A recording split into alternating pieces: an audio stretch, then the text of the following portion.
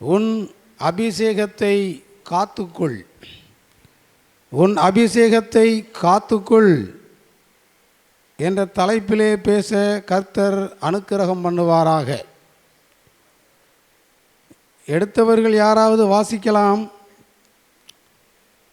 அப்போஸ்தலனாகிய பேதுரு எழுதிய 2ஆம் நிருபம் 1ஆம் அதிகாரம் 10வது வசனத்தை யாராவது ஒருவர் சத்தமாக வாசிக்கலாம்.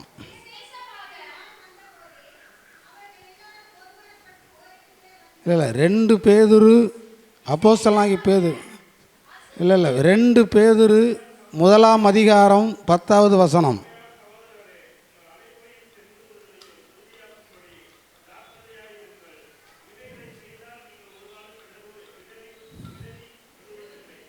ஆமேன். 2 பேதுரு, அப்போஸ்தலனாகிய பேதுரு 2ஆம் அதிகாரம் 2 பேதுரு 1ஆம் அதிகாரம் 10வது வசனம். ஆகையால் சகோதரரே, உங்கள் அழைப்பையும் தெரிந்து கொள்ளுதலையும் உறுதியாக்கும்படி ஜாக்கிரதையாயிருங்கள். இவைகளை செய்தால் நீங்கள் ஒரு காலும் இடறுவதில்லை என்பதாம். பிரியமான தேவஜனங்களே, அப்போஸ்தலனாகிய பேதுரு தன்னுடைய அந்திய காலத்திலே கிபி 65-68ஆம் நூற்றாண்டுகளே பேதுரு தீர்க்க தரிசனமாய் தேவனுடைய ஆவியை பெற்று நாம் சீக்கிரமாக தேவனிடத்தில் போகப் போகிறேன் என்று அறிந்து பரிசுத்தாவியினால் இந்த வேத வசனங்களை நமக்கு தந்திருக்கிறார். இந்த வேத வசனங்களை எதற்காக கொடுத்தார் என்று ஆராய்ந்து பார்க்கும் பொழுது, தேவ ஜனங்கள் எச்சரிக்கையாக இருக்க வேண்டும். அவர்களுக்கு கொடுத்த அபிஷேகத்தை, அவர்கள் கொடுத்த அழைப்பை, அவர்கள் கொடுத்த தெரிந்து கொள்ளுதலை முடிவு பரியந்தம் காத்து கொள்ள வேண்டும். தேவஜனங்கள் எச்சரிக்கையாக இருக்க வேண்டும் என்பதற்காகவும், கிறிஸ்துவின் 2ஆம் வருகை பற்றி விளக்கம் அளிப்பதற்காகவும் பேதுரு இந்த அதிகாரத்தை நமக்காக தந்திருக்கிறார். பிரியமான அன்பான தேவஜனங்களே, ஆகையால் தேவஜனங்களே, சகோதரிகளே, சகோதரரே, உங்கள் அழைப்பை, உங்கள் தெரிந்து கொள்ளுதலை உறுதியாக வைத்து கொள்வதிலே ஜாக்கிரதையாக இருங்கள். இவைகளை செய்தால் நீங்கள் ஒரு காலும் இடறி விழுவதில்லை என்று வேதவசனம் நமக்கு சொல்லுகிறது. உறுதியாகவும் ஜாக்கிரதையாக இருக்க வேண்டும் என்று வேதம் நமக்கு காண்பிக்கிறது. தேவஜனங்கள் எல்லாருக்கும் இந்த வாய்ப்பு கிடைக்காது. 2 பேதுரு 1ஆம் அதிகாரம் 1ஆம் வசனத்தை பாருங்கள். நம்முடைய தேவனும் இரட்சகருமாயிருக்கிற இயேசு கிறிஸ்துவனுடைய நீதியால் எங்களைப் போல அருமையான இந்த விசுவாசத்தை இயேசு கிறிஸ்துவின் ஊழியக்காரனும் அப்போஸ்தலனாகிய சீமோன் பேதுரு எழுதுகிறதாவது என்று இந்த அதிகாரத்தின் ஆரம்பத்தில் இந்த அழைப்பு, இந்த அபிஷேகம், இந்த தெரிந்து கொள்ளுதல் யாருக்கெல்லாம் கிடைக்கும்? யாருக்கு இந்த அபிஷேகத்தை கர்த்தர் கொடுத்திருக்கிறார், யாரை அழைத்திருக்கிறார் என்று சொல்லி பேதுரு 1ஆம் வசனத்தில் எழுதியிருக்கிறார். நம்முடைய தேவன் என்று எழுதியிருக்கிறார். ஆம் பிரியமானவர்களே, இந்த தேவன் நம்முடைய தேவன். நம்முடைய தேவன் இரட்சகராயிருக்கிற இயேசு கிறிஸ்துவினுடைய நீதியால். பிரியமான தேவஜனமே, நீங்கள் தேவனை தெரிந்து கொண்டது, தேவன் உங்களை அழைத்தது, நீங்கள் இயேசு கிறிஸ்துவே மெய்யான தெய்வம் என்று அறிந்து அவருக்காக நீங்கள் ஆராதனை செய்வது என்பது நீங்கள் எடுத்த முயற்சியால் உண்டானது அல்ல என்பது நீங்கள் அறிந்து கொள்ள வேண்டும். நாம் கர்த்தராலே ரட்சிக்கப்பட்டிருக்கிறோம், கர்த்தராலே அழைக்கவும் பட்டிருக்கிறோம், அவராலே அபிஷேகமும் பண்ணப்பட்டிருக்கிறோம் என்ற உணர்வு நமக்குள்ளே இருக்க வேண்டும். அதைத்தான் பேதுரு எழுதுகிறார்.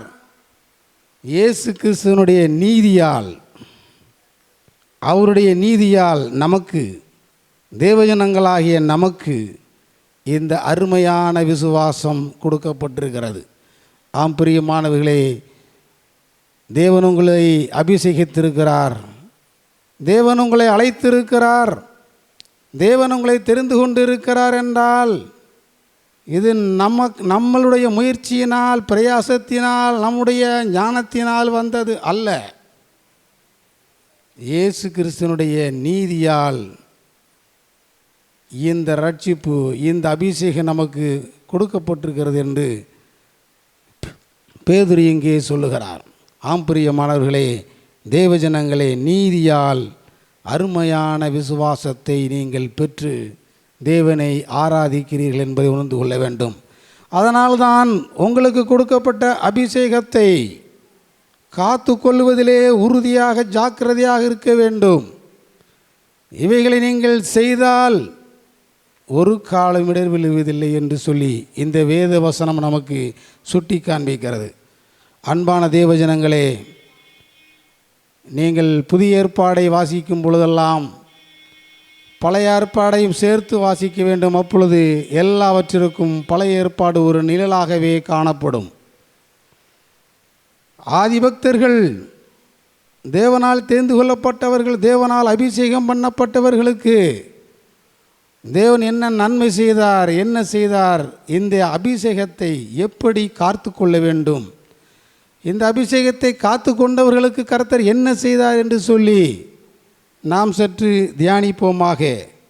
தேவஜனங்களே, உன் அபிஷேகத்தை காத்துக்கொள் என்பதாம். எடுத்தவர்கள் யாராவது வாசிக்கலாம். 1 ராஜாக்கள் 19ஆம் அதிகாரம் 16வது வசனம்.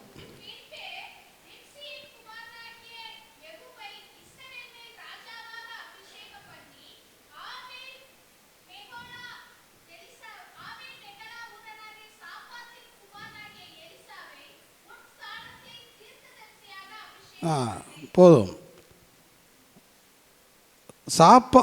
சாப்பாத்தின் குமாரனாகிய எலிசாவை உன் ஸ்தானத்திலே தீர்க்கதரிசியாக அபிஷேகம் பண்ணு என்பதாம். அன்பான தேவ ஜனங்களே, தீர்க்கதரிசியாகிய எலியா ஒரு பெரிய வரம் பெற்றவன்தான், ஒரு பெரிய தீர்க்கதரிசி, தேவனால் அபிஷேகம் பண்ணப்பட்ட இந்த எலியா, அவருடைய சரித்திரம் உங்களுக்கு தெரியும். இப்பொழுது அங்கே நாம் செல்ல வேண்டாம். இப்பொழுது நாம் எலிசாவை காண்போம். இந்த எலிசாவை தேவன் முன்குறித்திருந்தார். இந்த எலிசாவை எலியாவால் அபிஷேகம் பண்ணும்படியாக கர்த்தர் எலியாவுக்கு தரிசனமானார்.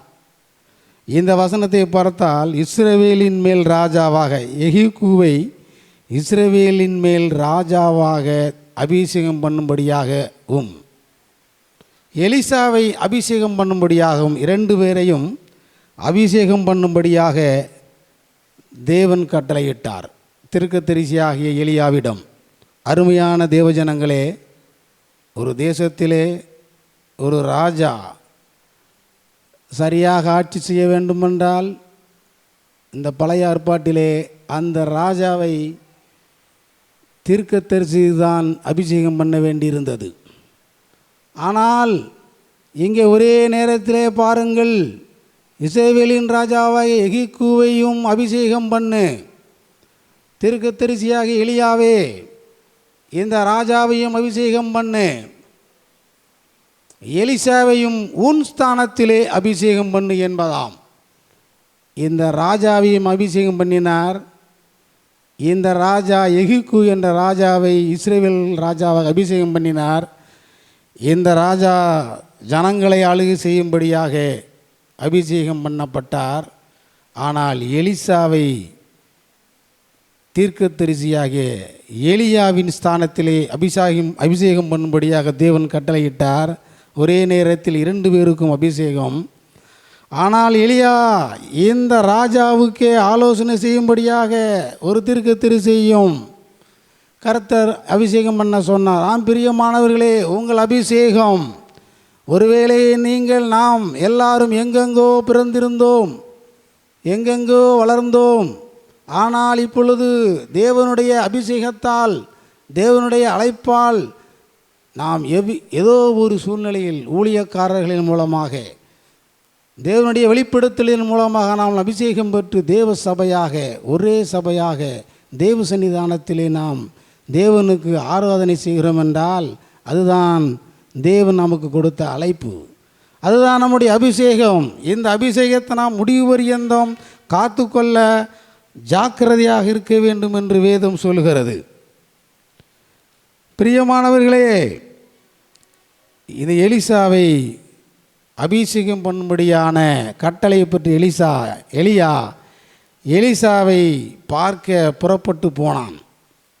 அப்படி புறப்பட்டு போகும் வழியிலே எலிசாவை காண வேண்டும் என்று போகும்போது 1 ராஜாக்கள் 19ஆம் அதிகாரம், அதே அதிகாரம் 19வது வசனத்தை படியுங்கள்.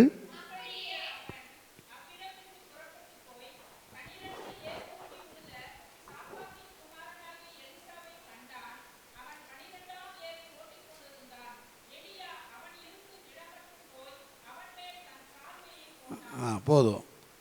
அப்படியே எலியா எலிசாவை கண்டு தேவனுடைய தரிசனத்தை நிறைவேற்றும்படியாக புறப்பட்டு போனான். போகும் வழியிலே புறப்பட்டு போய் 12 ஏர் பூட்டி உழுத சாப்பாத்தின் குமாரனாகிய எலிசாவை கண்டான். இந்த எலிசா ஒரு பெரிய எஜமானர் பாருங்கள். அந்த காலத்திலே 12 ஏர் பூட்டி 12வது ஏரை ஓட்டி கொண்டிருந்த எலிசாவை கண்டான். இந்த எலியாவுக்கு முன்னும் தெரியாது. தேவனிடத்திலே பெற்ற ஆலோசனை, தேவனிடத்திலே பெற்ற தரிசனம், அதை நிறைவேற்ற வேண்டும் என்பதற்காக அபிஷேகம் பண்ண புறப்பட்டு போனான். ஆனால் வெகு தூரத்திலே, ஃபாரவே பிளேசஸ், வெகு தூரத்திலே 12வது ஏர் ஓட்டிக்கொண்டிருந்த எலிசாவை கண்டு ஆவியிலே உணர்ந்து கொண்டான். இந்த எலிசாவைத்தான் நாம் அபிஷேகம் பண்ண வேண்டும், இந்த எலிசாவை அபிஷேகம் பண்ணும்படியாகத்தான் தேவன் நம்மை அனுப்பினார் என்று சொல்லி தூரத்திலே அவன் தரிசனத்திலே அவன் ஆவியிலே இந்த எலிசாவை உணர்ந்து கொண்டான். பாருங்கள், இந்த எலியா ஒரு பெரிய தீர்க்கதரிசி. இதில் நீங்கள் படித்து பார்த்தீர்கள் என்றால் எலியா அவன் இருக்கும் இடம் மட்டும் போய் அவன் மேல் தன் சால்வையை போட்டான் என்று எழுதப்பட்டிருக்கிறது. இதை நீங்கள் உற்று கவனித்தீர்கள் என்றால் இந்த எலியா ஒரு பெரிய தீர்க்கதரிசி. அவன் தூரத்திலே 12 சாப்பாத்தின் குமாரனாகிய எலிசாவை, அவன் 12வது கடைசி ஏர் ஓட்டு, அவ்வளவு பெரிய சம்பத்து படைத்தவன் இந்த எலிசா. அவனை கூப்பிட்டு, எலிசாவே நீங்கே வா, உன்னை நான் அபிஷேகம் பண்ண வேண்டும், இரட்சகராய் இயேசு கிறிஸ்துவிடத்திலிருந்து நான் கட்டளை பெற்று உன்னை அபிஷேகம் பண்ணுவதற்காக வந்திருக்கிறேன் என்று சொல்லியிருக்கலாம். ஆனால் இந்த தீர்க்கதரிசியாக எலியாவை பாருங்கள், தாழ்ந்து எலியாவின் அருகே செல்கிறார். இதுதான் ஊழியத்தினுடைய சிறப்பு. ஊழியர்களை பாருங்கள், மிகவும் தாழ்மையுள்ளவர்களாக, எதையும் தாங்கக்கூடியவர்களாக, எதையும் சகிக்கக்கூடியவர்களாக இருப்பார்கள். நீங்கள் அவர்களை பார்த்தாலே அந்த தாழ்மை ஊழியர்களும் தெரிந்துவிடும். எலியா அவன் இடம் மட்டும் போனான். தூரத்திலே இருந்த எலியாவை கண்டு அவன் அருகிலே இந்த எலியா போய் கர்த்தர் சொன்னபடியே பாருங்கள், இந்த எலியாவிடம் தீர்க்கதரிசியாக எலியா, அவனுடைய சரித்திரத்தை நீங்கள் முந்தைய அதிகாரத்திலே படித்தீர்கள் என்றால் உங்களுக்கு தெரியும். சூரச்செடியின் கீழ் படித்திருந்த எலியாவை கர்த்தர் அப்பத்தையும் தண்ணீரையும் கொடுத்து இவர்களை ஆசீர்வதிக்கும்படியாக அவருடைய மெல்லிய சத்தத்தை இந்த எலியாவுக்கு கொடுத்து இங்கே அபிஷேகம் பண்ணும்படியாக புறப்பட்டு போக அந்த சூழ்நிலை தான் போனார். ஆனால் தேவனாகிய கர்த்தருடைய கட்டளையை பாருங்கள். தேவ ஜனங்களே, உங்களுக்கு கொடுக்கப்பட்டிருக்கிற இந்த ஸ்தானம், தேவ ஜனங்களே உங்களுக்கு கொடுக்கப்பட்டிருக்கிற இந்த விசுவாச வாழ்க்கை, தேவ ஜனங்களே உங்களுக்கு கொடுக்கப்பட்ட இந்த அழைப்பு, இந்த அபிஷேகம் எவ்வளவு மேன்மையானது என்பதை இதில் நீங்கள் புரிந்து கொள்ளலாம். தேவன் இருக்கும் ஸ்தானத்திலே நீங்கள் போகும்படியாக ஊழியக்காரர்களின் ஸ்தானத்திலே, எலியாவின் ஸ்தானத்திலே எலிசாவை அவன் அபிஷேகம் பண்ணினான். தேவனுடைய கட்டளை அது, அவன் உன் ஸ்தானத்திலே அவனை நீ அபிஷேகம் பண்ணு. எலியாவிடம் ஒன்றுமே இல்லை, சால்வை தான் இருந்தது. அந்த மேண்டில் சால்வையை, தன் கையில் இருந்த சால்வையினால் பாருங்கள் வசனம், அவன் மேல் தன் சால்வையை போட்டு அவனுடைய ஸ்தானத்திலே இந்த எலிசாவை அபிஷேகம் பண்ண. இப்படிப்பட்ட அபிஷேகத்தை பெற்றவன்தான் இந்த எலிசா. ஆம் பிரியமானவர்களே, உங்கள் அபிஷேகத்தை நீங்கள் காத்து கொள்ள வேண்டும். அது முடிவு பரியந்தம் காத்து கொள்ள வேண்டும். அதற்கு ஆகையால் சகோதரரே, உங்கள் அழைப்பையும் உங்கள் தெரிந்து கொள்ளுதலையும் உறுதியாக்கும்படி ஜாக்கிரதையாக இருங்கள். இவைகளை செய்தால் நீங்கள் ஒரு காலும் இடறி விழுவதில்லை. ஆம் பிரியமானவர்களை, விசுவாச வாழ்க்கையிலே நீங்கள் அபிஷேகத்தை பெற்றிருக்கலாம், அழைப்பை பெற்றிருக்கலாம், அது மேன்மையானது தான். ஆனால் முடிவு வரியந்த நம்மை காத்து கொள்ள வேண்டும் என்று சொல்லி வேதம் நமக்கு கற்பிக்கின்றது. ஏனென்றால் நம்முடைய முடிவோ பரலோக ராஜ்யம், பரலோகத்தில் நம்முடைய வாழ்க்கை நிரந்தரமான வாழ்க்கை, அது பரலோகத்தை சார்ந்தது. அது நாம் அறிந்திருக்கிறோம். அதனால்தான் பேதுரு இப்படி அப்போஸ்தலனாகிய பேதுரு கடைசி காலத்திலிருந்து நிருபத்தில் எழுதுகிறார், தேவஜனங்களை எச்சரிக்கும்படியாக எழுதுகிறார். உங்கள் தெரிந்து கொள்ளுதலையும் உங்கள் அழைப்பையும் உங்கள் அபிஷேகத்தையும் காத்து கொள்வதிலே உறுதியாக ஜாக்கிரதையாக இருங்கள். நீங்கள் இதில் வழி விலகினால் ஒரு காலும், நீங்கள் இவைகளை செய்தால் நீங்கள் ஒரு காலம் இடறுவதில்லை. நீங்கள் எதை செய்ய வேண்டும்? நீங்கள் இடராமல் இருப்பதற்கு, அபிஷேகத்தை காத்து கொள்வதற்கு எதை செய்ய வேண்டும் என்று சொல்லி இந்த எலியாவின் சரித்திரத்தில் நாம் இன்று கற்றுக்கொள்ளப் போகிறோம். இப்படித்தான் தேவனுடைய ஸ்தானத்திலே ஊழியர்கள் உங்களை அவர்களுடைய ஸ்தானத்திலே உங்களை அபிஷேகம் பண்ணி இருப்பார்கள், உங்களை ஆசீர்வதித்திருப்பார்கள், உங்களை அழைத்திருப்பார்கள். அந்த அழைப்பை நீங்கள் ஒருபோதும் அலட்சியப்படுத்தாமல் என்றென்றும் அதிலே ஜாக்கிரதையாக இருக்க வேண்டும் என்று இந்த வேதம் நமக்கு கற்பிக்கின்றது. ஆம் பிரியமானவர்களே, அருமையான தேவஜனங்களே, அதிலே நாம் ரொம்ப ஜாக்கிரதையாக இருக்க வேண்டும். எடுத்தவர்கள் வாசிக்கலாம். 2 ராஜாக்கள் 2ஆம் அதிகாரம் 1வது வசனத்தை யாராவது வாசிக்கலாம்?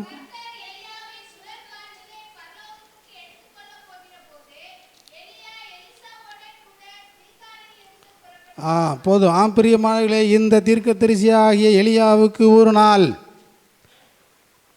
பரலோகத்திற்கு எடுத்துக்கொள்ளப்படக்கூடிய நேரம் வந்தது. எலியாவை சுழல் காற்றிலே பரலோகத்திற்கு எடுத்துக்கொள்ளப் போகிற போது தீர்க்கதரிசியாக எலியாவை கர்த்தர் ஒரு நாள் பரலோகத்திற்கு சுழல் காற்றிலே அழைக்க திட்டமிட்டிருந்தார். அந்த நேரம் சமீபமாக இருந்தது. அந்த வேளையிலே பாருங்கள், எலியா கூட இருந்தது எலிசா. ஏன்னா இந்த எலியாவுடைய கதையை நீங்கள் படித்திருக்கின்றால், இந்த எலிசாவை அபிஷேகம் பண்ணும் பொழுது உடனே கீழ்ப்படிந்து எலியாவை பின்தொடர்ந்தவர் தான் இந்த எலிசா. ஒரே ஒரு ரெக்வெஸ்ட்டு தான் பண்ணார். எலிசாவை அபிஷேகம் பண்ணின உடனே அடுத்த நீங்கள் வசனங்களை கவனித்து படித்தீர்கள் என்றால் உங்களுக்கு தெரியும், ஒரே ஒரு ரிக்வெஸ்ட்டு தான் பண்ணார். தகப்பனே, தீர்க்கதரிசியாக எலியாவே, நான் உங்களை பின்தொடர எனக்கு அபிஷேகம் கிடைத்திருக்கிறது. ஏனென்றால் இந்த சால்வையை அவன் பெற்றுக்கொண்ட உடனே அவனுக்குள்ளே ஒரு அபிஷேகம், அவனுக்குள்ளே ஒரு வல்லமை, அவனுக்குள்ளே ஒரு உணர்வு உண்டானது. நாம் கர்த்தராகிய இயேசு கிறிஸ்துவின் ஊழியத்திற்காக பின்தொடரப் போகிறோம். இந்த சால்வையை பெற்றவுடனே எனக்கு இந்த அபிஷேகம் கிடைத்திருக்குதென்றால் இவர் ஒரு பெரிய தீர்க்கதரிசி தான் என்று உணர்ந்து கொண்ட அந்த எலிசா ஒரே ஒரு ரிக்வெஸ்ட் கேட்டார். நான் என்னுடைய தகப்பனையும் தாயையும் ஒரு முறை முத்தம் செய்துவிட்டு உங்கள் பின் தொடர்கிறேன் என்று சொல்லி அவரிடம் உத்தரவு பெற்றுக்கொண்டு தன் தகப்பனும் தாயிடம் போய் முறையாக பொறுப்புள்ள எலியாவாக இருந்திருக்கிறார்.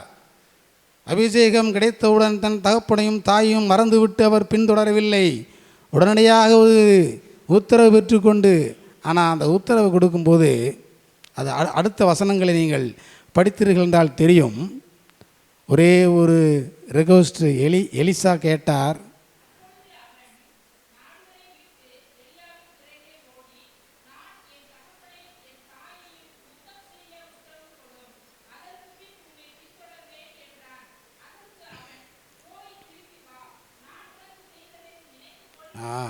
பாருங்க அருமையான தேவஜனங்களே, அபிஷேகத்தை பெற்றவன் தன்னுடைய தாயையும் தகப்பனையும் மறந்து போகவில்லை, அபிஷேகம் கொடுத்தவரையும் மறந்து போகவில்லை. இவர் ஒரு ரெக்வெஸ்ட் பண்ணார், நான் எங்கள் அப்பாவோட போய் தாயிட்டையும் சொல்லிட்டு வரேன் அப்படின்னாரு. ஆனால் அந்த கடைசி வார்த்தையை பாருங்கள், நீ போய் திரும்பி வா, ஆனால் நான் செய்ததை நினைத்துக்கொள். ஏனென்றால் இவர் தன்னுடைய சால்வையினால் இவர் இவர் இவர் இந்த எலியாவிடம் எவ்வளவு வல்லமை இருந்ததோ, எலியாவிடம் எவளுடைய ஆவியின் வரம் இருந்ததோ, எலியாவிடம் எவ்வளவு அதிகாரம் இருந்ததோ அது முழுவதையும் அப்படியே எலிசாவுக்கு சால்வியினால் அந்த அபிஷேகத்தை, அந்த பவரை கொடுத்தார். அதிலே தான் அந்த அபிஷேகத்தை அவன் பெற்றுக்கொண்டான். அதனால் எலிசாவே, நீ உன் தகப்பனிடமும் தாயிடமும் போய் உத்தரவு பெற்று வரப்போகிறாய். நீ மனம் மாறிவிடக்கூடாது. அங்கு போய் உன் தகப்பனிடமும் தாயிடமும் உத்தரவு பெறும் பொழுது நீ மனம் மாறிவிடக்கூடாது. ஆகையினால் நான் செய்த அபிஷேகத்தை, நான் உனக்கு கொடுத்த வல்லமையை, நான் உனக்கு கொடுத்த அதிகாரத்தை, இந்த அதிகாரம் கர்த்தரால் என் மூலியமாக உனக்கு பகிர்ந்தளிக்கப்பட்டது, அதை நினைத்துக்கொள் என்று சொல்லி அனுப்பினார். அப்படி போய் திரும்பி வந்த எலிசா தான் இந்த எலிசா. அதன் பின் இந்த எலியாவை பின்தொடர்ந்தார். தன்னுடைய அபிஷேகத்தை எலியா இருக்கும் வரை காத்து கொண்டார். அந்த சரித்திரத்தை தான் நாம் இப்பொழுது பார்க்க போகிறோம். ஒரு நாள் எலியாவை சுழல் காற்றிலே பரலோகத்திற்கு எடுத்துக்கொள்ளப் போகிற நேரம் வந்தபோது இந்த எலியாவுடன் எலிசா கீழ்காலிலே இருந்தார்கள். அந்த நேரம் வந்தபோது எலியாவும் எலிசாவும் அங்கிருந்து புறப்பட்டு போனார்கள் என்று எழுதப்பட்டிருக்கிறது. பாருங்கள், இருவரும் அபிஷேகத்தை கொடுத்தவரும் பெற்றுக்கொண்டவனும் புறப்பட்டு போகிறார்கள். இது எலியாவுக்கு தெரியும், எலிசாவுக்கும் தெரியும். எலியாவை கர்த்தர் எடுத்துக்கொள்ளப் போகிறார் என்றது தகவல் எலிசாவுக்கும் தெரியும். ஆனால் கூட புறப்பட்டு போனார். அடுத்து பாருங்கள், அன்பான தேவ ஜனங்களே, கில்காலிலிருந்து புறப்பட்டு போனார்கள். அடுத்ததை பாருங்கள், 2வது வசனம்.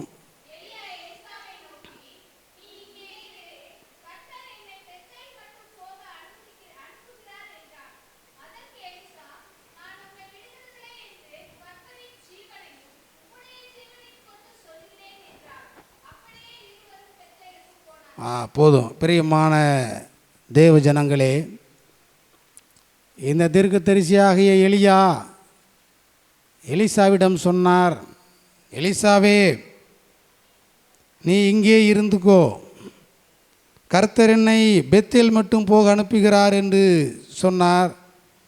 ஆனால் இந்த எலிசா ஒத்துக்கொள்ளவில்லை. நானும் கூடவே வருவேன் என்று சொல்லி இவரும் பெத்தேல் மட்டும் போனார். ஆம் பிரியமானவர்களே, இதிலே நீங்கள் கற்றுக்கொள்கிறது என்ன? எலியா நடந்தால் எலிசாவும் நடக்க வேண்டும். ஆம் பிரியமானவர்களே, தேவஜனங்களே, அருமையான தேவஜனங்களே, எலியா நடந்தால் அபிஷேகத்தை பெற்ற எலிசாவும் நடக்க வேண்டும். நீங்களும் அப்படித்தான், நானும் அப்படித்தான் என்று ஒரு நாள் தேவனிடத்திலே இந்த அருமையான இயேசு கிறிஸ்துவினுடைய நீதியாக இந்த விசுவாசத்தை பெற்றுக்கொண்டோம். அதனால் எலியாவின் தேவனோடு எப்பொழுதும் நாம் நடக்கிறவர்களாக இருக்க வேண்டும். இதைத்தான் பேதுரு எழுதுகிறார், இவைகளை செய்தால் நீங்கள் ஒருபோதும் இடறுவதில்லை. பிரியமானவர்களே, வாக் வித் ஜீசஸ். எலியாவின் தேவனோடு நீங்கள் நடக்க வேண்டும். இங்கே எலியாவை பின்தொடர்ந்தார். நான் பெத்தேல் மட்டும் போகிறேன் என்றார், நானும் வருவேன் என்று சொல்லி பெத்தேல் மட்டும் போனார். அதில் அவர் சமரசம் செய்து கொள்ளவில்லை. அடுத்ததை பாருங்கள், அடுத்த வசனத்தை பாருங்கள். எலியாவின் தேவனோடு நடக்கிறதற்கு நாம் கற்றுக்கொள்ள வேண்டும். Walk with Jesus. அதிலே 4வது வசனத்தை படியுங்கள்.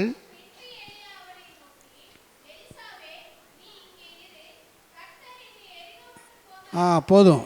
பிரியமானவர்களே, திரும்பவும் அதே தான் சொல்லுகிறார். தீர்க்கதரிசி எலிசாவை பார்த்து சொல்லுகிறார், நான் எரிகோ மட்டும் போக வேண்டும், கர்த்தர் என்னை எரிகோவுக்கு அனுப்புகிறார் என்று சொல்லி அவரும் எரிகோ மட்டும் எலிசாவும் பின்தொடர்ந்தார். பிரியமானவர்களே, எலியா நடந்தால் எலிசா நடக்க வேண்டும். நாமும் அப்படித்தான் தேவனோடு நடக்கிறவர்களாக இருந்தோமானால் நமது ஆகையால் சகோதரரே, உங்கள் அழைப்பையும் தெரிந்து கொள்ளுதலையும் உறுதியாக்கும்படி ஜாக்கிரதையாக இருங்கள். இவைகளை செய்ய வேண்டும். எவைகளை? Walk with Jesus. அதை நீங்கள் அது அந்த எரிகோவாக இருந்தாலும் சரி, பெத்தேலாக இருந்தாலும் சரி, அது ஃபாரவே பிளேசஸாக இருந்தாலும் சரி, நியர்பை பிளேசஸாக இருந்தாலும் சரி, நாம் நடக்க வேண்டும். தேவனோடு, எலியாவின் தேவனோடு நடக்கிறவர்களாக இருந்தால் மட்டும்தான் இந்த அபிஷேகத்தை நாம் என்றென்றும் காத்து கொள்ள முடியும் என்று இந்த வேதம் நமக்கு கற்பிக்கின்றது. அடுத்ததை பாருங்கள், 6வது வசனத்தை பாருங்கள். பின்பு எலியா அவனை நோக்கி, நீ இங்கே இரு, கர்த்தர் என்னை யோர்தானுக்கு அனுப்புகிறார் என்றார்.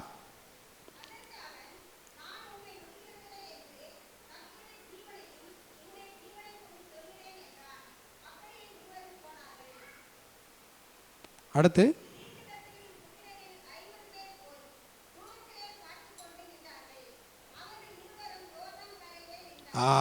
பாருங்க, அவர்கள் எலிசா சொல்லுகிறார், அன்பான தேவனுடைய ஜனங்களே, கர்த்தர் எலியாவை யோர்தான் மட்டும் போக அனுப்புகிறார் என்று எலிசாவிடம் சொன்னார். அதற்கும் கூடயே போயிட்டார். அங்கே போய் நடந்ததை பாருங்கள். யோர்தான் கரையிலே நின்றார்கள். தேவனுடைய ஜனங்களே, எலிசா நின்றால் எலியா நிற்க வேண்டும்.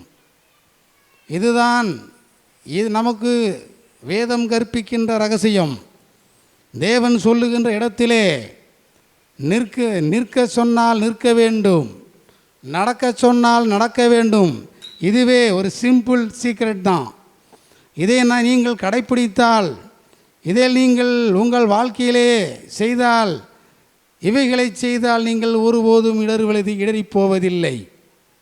உங்கள் அழைப்பிலே நீங்கள் அபிஷேகத்திலே ஜாக்கிரதையாக இருப்பீர்கள்.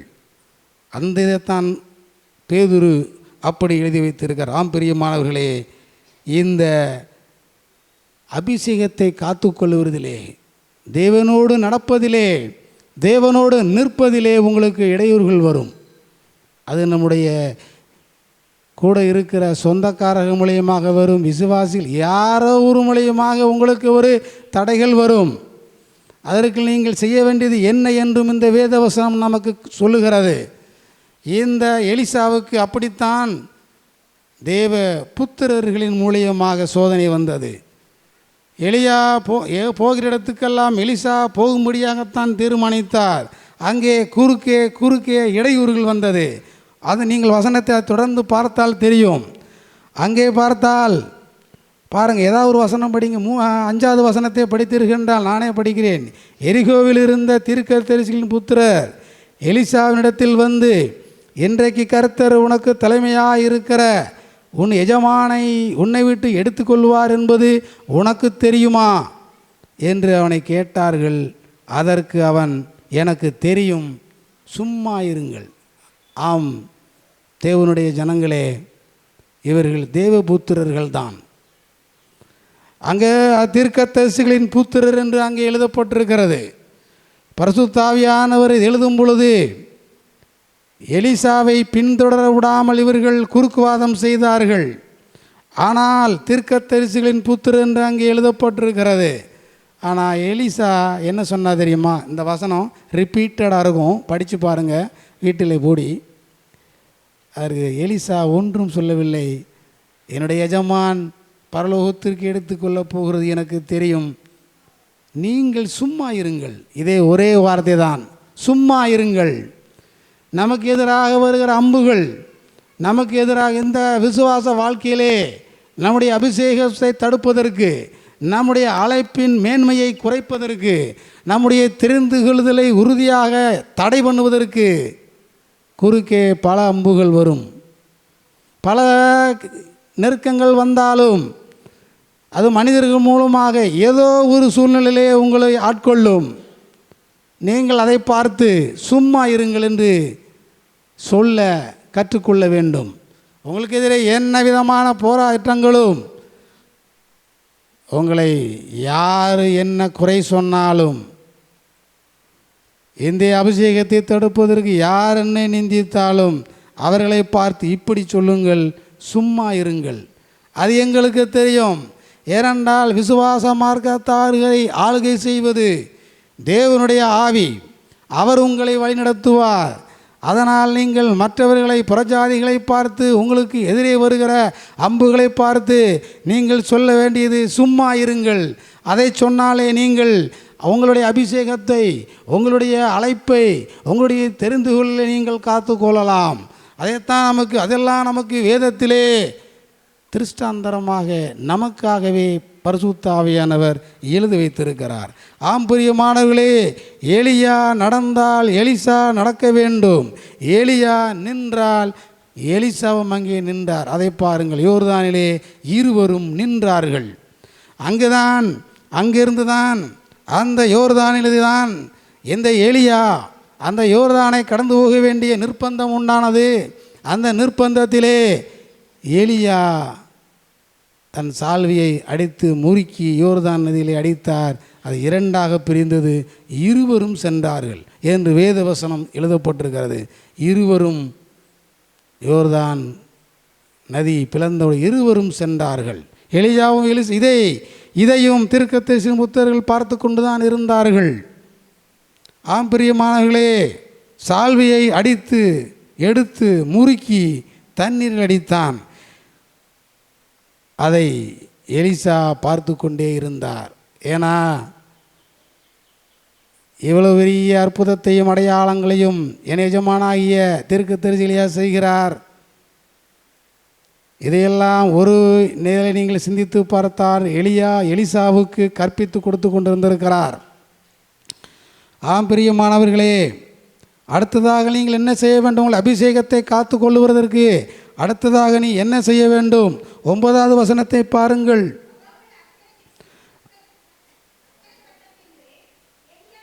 எலியா எலிசாவை நோக்கி, நான் உன்னை விட்டு எடுத்துக்கொள்ளப்படும் முன்னே நான் உனக்கு செய்ய வேண்டியது என்ன? கேள்.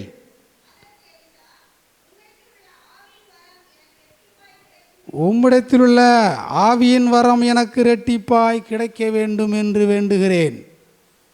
பிரியமான தேவனுடைய ஜனங்களே, எவ்வளையோ எங்கே கில்காலிலே புறப்பட்டவர்கள், 2 பேரும் புறப்பட்டார்கள். பெத்தேல் மட்டும் போனார்கள், எரிகோ மட்டும் போனார்கள், யோர்தான் மட்டும் போனார்கள். இப்பொழுது எலியாவின் வேலை சமீபமாக வந்து கொண்டிருந்தது. அப்பொழுது எலிசா எலியாவிடம் கேட்கிறார். எலியா தான் சொன்னார், நான் எடுத்துக்கொள்ளப் போகிறேன். பாருங்கள், அபிஷேகத்தை பெற்றவர்களுக்கு அவருடைய அழைப்பு, அவருடைய நோக்கம் எல்லாம் அவர்களுக்கு தெரிந்திருக்கும். அந்த வேலை வந்தபோது தீர்க்கதரிசி எலியா சொல்லுகிறார், எலிசாவே, நீ என்னை இவ்வளவு தூரம் என்னோடு போராடி நடந்து வந்து கொண்டிருக்கிறாய். நான் இப்பொழுது பரலோகத்துக்கே எடுத்துக்கொள்ளப்பட போகிறேன். உனக்கு என்ன வேண்டும்? உனக்கு என்ன வேண்டும்? நீ கேள். ஆம் பிரியமானவர்களே, நாம் தேவனிடத்திலே கேட்கிறவர்களாக இருக்க வேண்டும். நம்முடைய காரியத்தை தேவனிடத்தில் கேட்க வேண்டும். எலிசா கேட்டார். எலிசா என்ன கேட்டார்? எஜமானாகிய எலியா தீர்க்கதரிசி தகப்பனே, எனக்கு உம்மிடத்தில் உள்ள ஆவியின் வரம் ரெட்டிப்பாய் வேண்டும் என்று கேட்டார். ஏன் ஆவியின் வரம் ரெட்டிப்பாய் வர வேண்டும் என்று கேட்டால் என்று நீங்கள் சிந்தித்து பார்ப்பீர்களேயானால், அன்று ஒரு நாள் கர்த்தரிடத்திலே கட்டளை பெற்ற இந்த தீர்க்கதரிசியாக எலியா சாப்பாத்தின் ஓரானாகிய 12 ஏர் பூட்டிக் கொண்டிருந்த எலிசாவை கண்டு தன்னுடைய சால்வியினால் அபிஷேகம் பண்ணும் பொழுது இந்த எலிசா அப்பொழுதே புரிந்து கொண்ட அபிஷேகம் அவனுக்குள் வந்தவுடன் அவனுடைய அழைப்பை புரிந்து கொண்டான். அவனுடைய தெரிந்துகொள்ளலை அறிந்து கொண்டான். அதனுடைய மேன்மையை உணர்ந்து கொண்டான். அதனுடைய ரகசியம் அவனுக்கு வெளிப்படுத்தப்பட்டது. ஏனென்றால் இந்த தீர்க்கதரிசியாக எலியா பரலோகத்துக்கு சென்று விட்டால் அவர் விட்டு செல்கின்ற ஊழியத்தை, இந்த கனமான ஊழியத்தை நடத்துவதற்கு அவரிடம் இருந்த அந்த ஆவியின் வரம் பத்தாது. அதைவிட 2 மடங்கு ஆவியின் வரம் இருந்தால்தான் இப்போ உள்ள இந்த ஊழியத்தை இந்த ஊழியத்தை செய்ய முடியும். இந்த ஜனங்களை மேய்க்க முடியும். இந்த ஜனங்களை ஆளுகை செய்ய முடியும். இந்த ஜனங்களை வழிநடத்த முடியும் என்று அறிந்து கொண்ட அபிஷேகத்தால் அவன் அறிந்து கொண்டான். அதற்காகத்தான் தன் தாயும் தகப்பனையும் முத்தம் செய்துவிட்டு கடந்து வந்த இந்த எலிசா இந்த எலியாவை பின்தொடர்ந்தான். அவர் எங்கும் அவரை விடவில்லை. ஆம் பிரியமானவர்களே, நம்முடைய வாழ்க்கையிலே விசுவாசத்தை, இந்த அருமையான விசுவாசம் இயேசு கிறிஸ்துவினுடைய நீதியினால் உங்களுக்கு அருளப்பட்டிருக்கிறது. அதை மறவாதீர்கள். அதை என்றும் உங்கள் நினைவிலே வைத்து கொள்ளுங்கள். நமக்கு கிடைத்த இந்த வரம், நமக்கு கிடைத்த இந்த சிலாக்கியம், நமக்கு கிடைத்த இந்த விசுவாசம், நமக்கு கிடைத்த இந்த அழைப்பு, நமக்கு கிடைத்த சுதந்திரமாக இந்த திருச்சபையிலே தேவனை ஆராதிக்கக்கூடிய வாய்ப்பு, அவரை துதிக்கக்கூடிய வாய்ப்பு, தேவ சமூகத்திலே தேவனுடைய சபையிலே சமாதானத்தை பெற்றுக்கொள்ளுகிற வாய்ப்பு, இது அவருடைய நீதியினால் நமக்கு அருளப்பட்டிருக்கிறது என்பதை உணர்ந்து கொண்டீர்களானால் நீங்கள் ஆகையால் சகோதரரே, ஆகையால் தேவஜனங்களே, உங்கள் அழைப்பையும் உங்கள் தெரிந்து கொள்ளுதலையும் உறுதியாகும்படி ஜாக்கிரதையாக இருங்கள். நீங்கள் ஜாக்கிரதை அற்றவர்களாக இருக்கக்கூடாது என்பதற்காக எழுதப்பட்டிருக்கிறது. இவைகளை நீங்கள் செய்தால் ஒருபோதும் இடறிப்போவதில்லை என்பதாம். இவைகளை, இந்த எலிசா செய்த காரியங்களை நாம் அவைகளை செய்தால் ஒருபோதும் நீங்கள் இடறிப்போவதில்லை. ஆம் பிரியமானவர்களே, இரட்டிப்பான ஆவியின் வரம். அன்பான தேவஜனங்களே, உங்களுக்கு என்ன வேண்டும்? தேவனிடத்திலே கேளுங்கள். ஊழியக்காரரிடத்திலே சொல்லுங்கள், உங்களுக்கு என்ன வேண்டும்? அந்த ஆவியின் வரம் வேண்டுமா? உங்களுக்கு என்ன வேண்டும்? கேள். அதை கேட்டார்.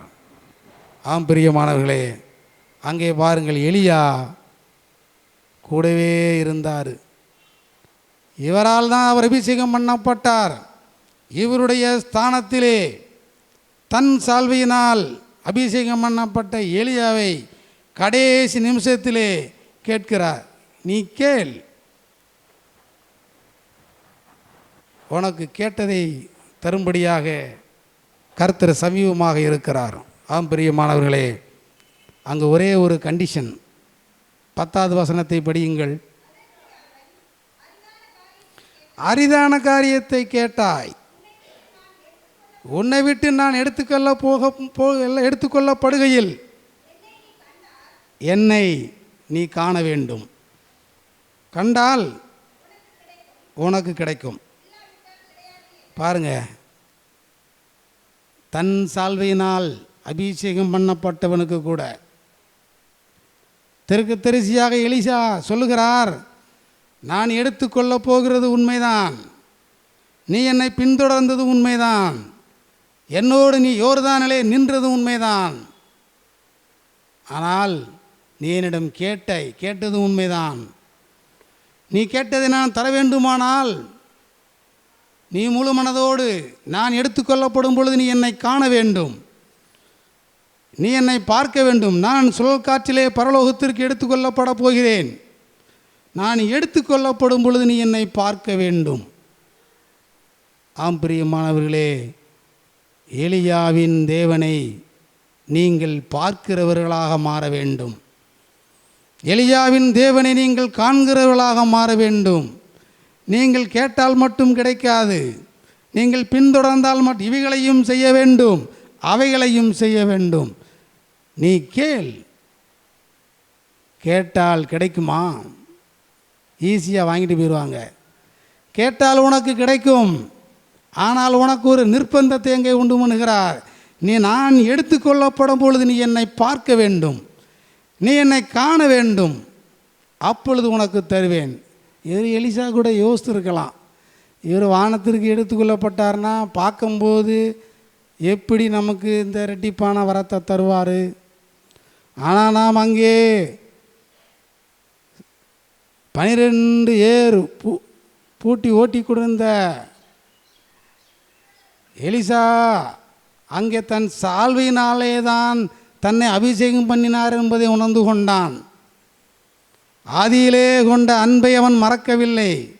ஆரம்பத்திலே அவனுக்கு எப்படி இந்த அபிஷேகம் கொடுக்கப்பட்டது, இந்த அபிஷேகத்தை நாம் எப்படி பெற்றுக்கொண்டோம் என்ற உணர்வு அவனுக்கு இருந்தது. அதனால தான் புரிந்து கொண்டான். மறு உத்தரவு கேள்வி எதுவும் கேட்கல. ஏன்னா வானத்துக்கு எடுத்துக்கொள்ளப்படும், இப்படி பார்த்தா எப்படி நமக்கு ஆவியின் வரம் கிடைக்கும், நம்ம கேட்டது எப்படி கிடைக்கும் என்று அவன் யோசிக்கவில்லை. ஏனென்றால் அவனுக்கு தெரியும், இந்த தீர்க்கதரிசியாகிய எலியா என்னை ஒரு நாள் 12வது கடைசியிலே நான் ஏர் ஊட்டி உழுது கொண்டிருக்கும் பொழுது என்னை கண்டு என் அருகிலே வந்து தன் சால்வையினால் அவருடைய ஸ்தானத்திலே என்னை அபிஷேகம் பண்ணினார்.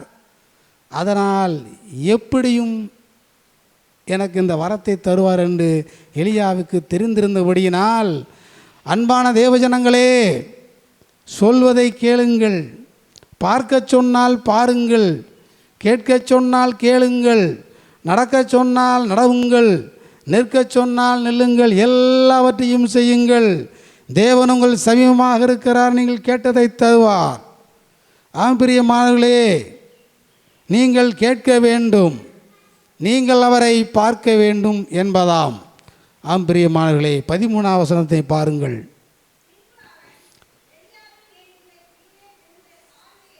எலியாவின் மேலிருந்து கீழே விழுந்த சால்வையை எடுத்து திரும்பி போய் யோர்தான் கரையிலே, பாருங்கள் அன்பான தேவஜனங்களே, எளிய தீர்க்கதரிசியாக எலியா, நீங்கள் அதுக்கு முந்தின வசனத்தை பார்த்தீங்க என்றால், இதோ அவர்கள் இருவரும் பேசிக்கொண்டு போனார்களாம்.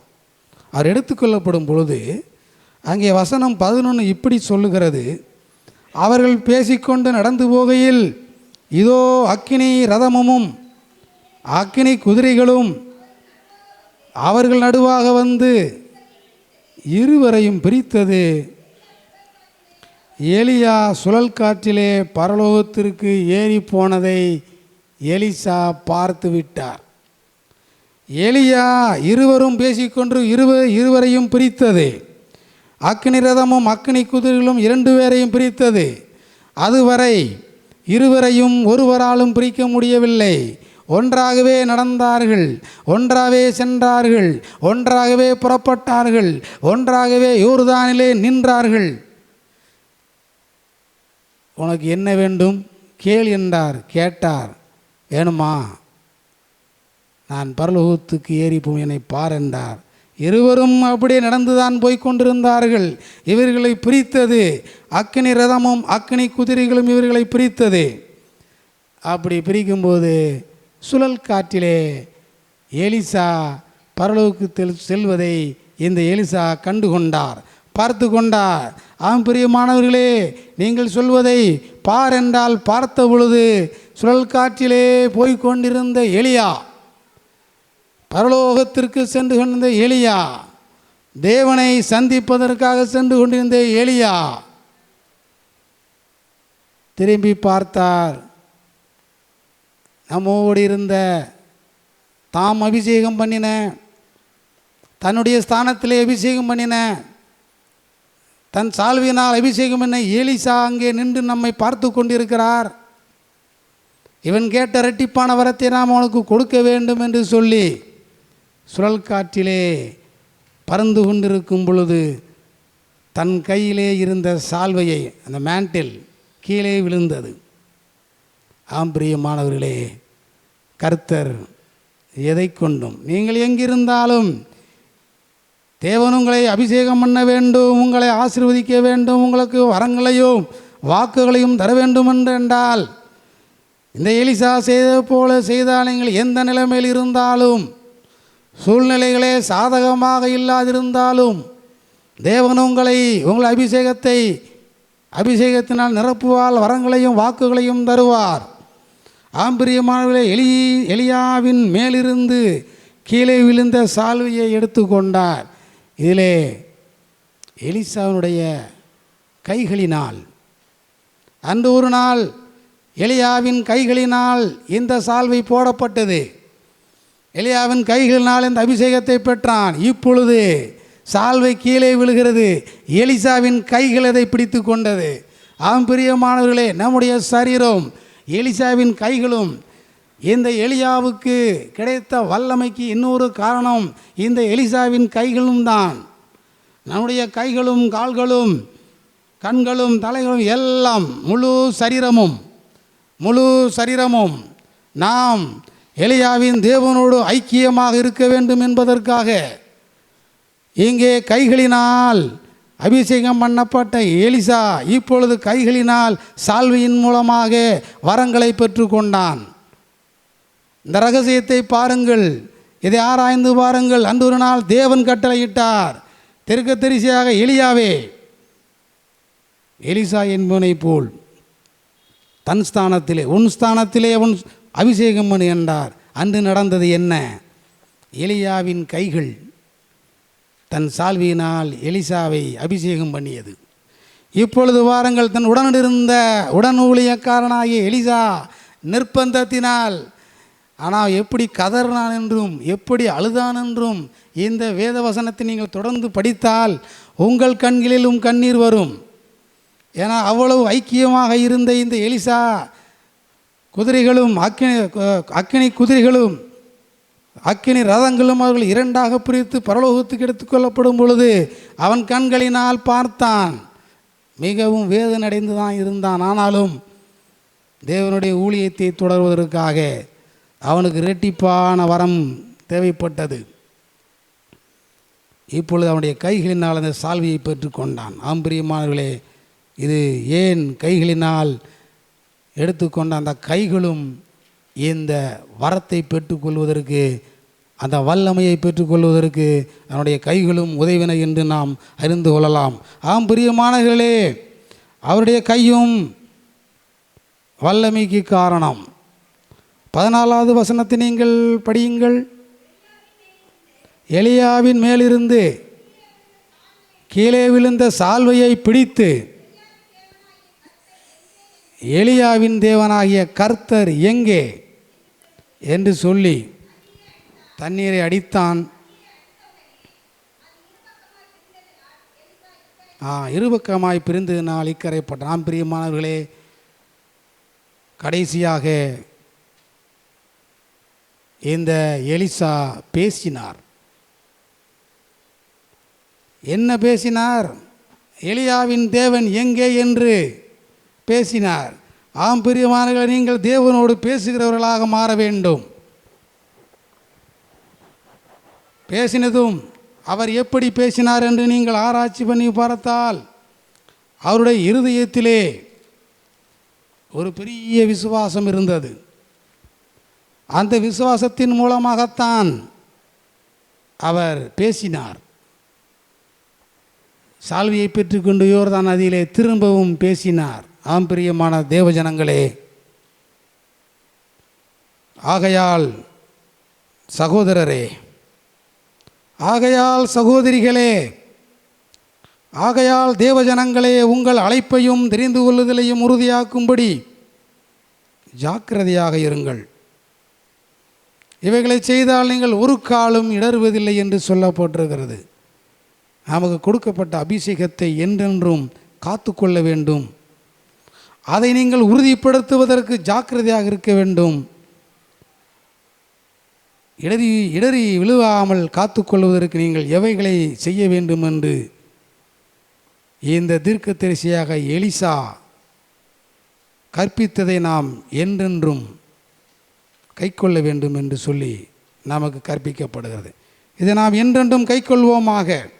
ஆம் பிரியமா, இப்பொழுது நாம் தேவ சமூகத்திலே ஒரு தீர்மானம் எடுப்போமாக, ஒரு முடிவு பண்ணுவோமாக. பிரியமான தேவஜனங்களே, இவர்கள் 2 பேரும் கில்காலிலிருந்து புறப்பட்டார்கள். நாம் எப்பொழுதும் தேவனை சந்திப்பதற்கு, ஆராதனைக்கு செல்வதற்கு, ஊழியக்காரர்களை சந்திப்பதற்கு, தேவ பிள்ளைகளை சந்திப்பதற்கு, தேவனை சந்திப்பதற்கு நாம் எப்பொழுதும் புறப்படுகிறவர்களாக இருக்க வேண்டும். அப்படி செய்ய நாம் ஒரு தீர்மானம் எடுப்போமாக. பெத்தேல் மட்டும் போக வேண்டும் என்று சொல்லி கர்த்தர் சொல்வார் என்று சொல்லும் பெத்தேல் வரைக்கும் போனார். எரிகோ மட்டும் போனார். யோர்தானிலே நின்றார்கள். ஆம் பிரியமாக, நாம் தேவனோடு நடக்கிறவர்களாக, வாக் வித் ஜீசஸ், தேவனோடு நடக்கிறவர்களாக இருக்க வேண்டும். அது எவ்வளவு தூரம் அருகாமையில் இருந்தாலும் சரி, அருகில் இருந்தாலும் சரி, தூரமாக இருந்தாலும் சரி, நாம் எலியாவின் தேவனோடு நடக்கிறவர்களாக இருக்க வேண்டும். யோர்தானிலே நின்றார்கள், நிற்கிறவர்களாக. எலியா நின்றால் எலிசா நிற்க வேண்டும். எலியா நடந்தால் எலிசா நடக்க வேண்டும். எலியா நின்றால் எலிசா நடக்க வேண்டும். இதை நாம் கற்றுக்கொள்வோமாக. அப்பொழுது இந்த அபிஷேகத்தை என்றென்றும் நாம் காத்துக்கொள்ளலாம். ஆம் பிரியமானவர்கள், நீங்கள் அடுத்ததாக நீங்கள் கேட்க வேண்டும். அவரை நீங்கள் பார்க்க வேண்டும். நம்முடைய சரீரம், கை, கால், இருதயம் எல்லாம், சரீரம் முழுவதும் அது வல்லமைக்கு காரணமாக இருக்கிறது. சரீரம் முழுவதும் நாம் ஐக்கியமுள்ளவர்களாக இருக்க வேண்டும். இருதயத்திலே கடைசியாக இந்த எலிசா சால்வியை பெற்றுக்கொண்டு பேசினார் என்று சொல்லப்பட்டிருக்கிறது. யோர்தானை பார்த்து பேசினார். ஆம் பிரியமானவர்களே, நீங்கள் பேசுகிறவர்களாக. அந்த பேசினது எப்படி வந்தது என்றால், இருதயத்திலே அவருடைய விசுவாசம் இருந்தது. அந்த விசுவாசத்தின் மூலமாகத்தான் இவர் பேசினார். ஆம் பிரியமானவர்களே, நீங்கள் புறப்படுவதற்கு தயாராகுங்கள். எவ்வளவு தூரமானாலும் எலியாவின் தேவனோடு நடப்பதற்கு தயாராகுங்கள். இதை நீங்கள் முடிவு பண்ணுங்கள். நின்றார்கள். யோர்தானிலே கரையிலே நிற்பதற்கு நீங்கள் கற்றுக்கொள்ளுங்கள். வல்லமையை பெற்றுக்கொள்ள உங்களுடைய அவயங்களை உபயோகிங்கள். இருதயத்திலே விசுவாசியுங்கள். ஏனென்றால் இந்த விசுவாசம் இரட்சகரும் இயேசு கிறிஸ்துவனுடைய நீதியால் நமக்கு இந்த அருமையான விசுவாசம் கொடுக்கப்பட்டிருக்கிறது. இதை நாம் என்றென்றும் காத்து, அபிஷேகத்திலே, அழைப்பிலே நம்முடைய தெரிந்து கொள்ளுதலிலே ஜாக்கிரதையாக அதை உறுதிப்படுத்தும்படியாக ஜாக்கிரதையாக இருங்கள். இவைகளையெல்லாம் செய்யுங்கள், நீங்கள் ஒருபோதும் இடறிப் போவதில்லை என்பதாம். கர்த்தர் இந்த வார்த்தைகளை ஆசீர்வதிப்பாராக.